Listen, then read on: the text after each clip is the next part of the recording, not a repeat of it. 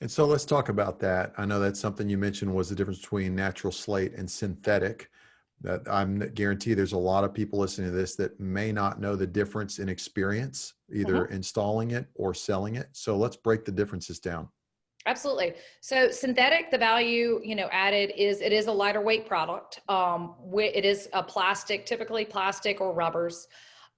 With a lighter weight product, it is, your structure doesn't have to be as strong, but we also, there's no way to completely quantify this, but if you could, when we get some of these wind uplifts, especially here in Virginia, we get them where the tornadoes come through or just strong winds, having that density on the roof to hold the whole structure down as opposed to that blowing. So there is a value to have a nice weight to the roof, whether it's visual or in this case, physical as well. So that's one of the main differences. Is it again? Slate has proven its value. Slate's been around. Natural slate. I mean, there are homes all over Virginia and up and down the East Coast, especially since it's so old, that are 200 years old and had been put down with red rosin paper and are still going strong.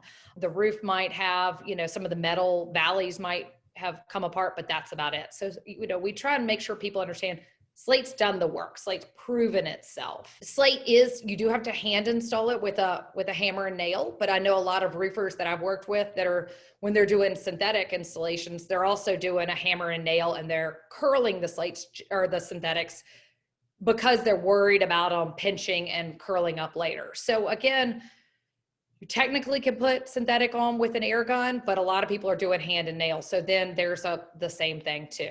It's mainly letting people know that the product is available. A lot of times they'll say, "Oh, well, we can't get the material in a timely fashion, and we can get this, synthetic delivered to us right away."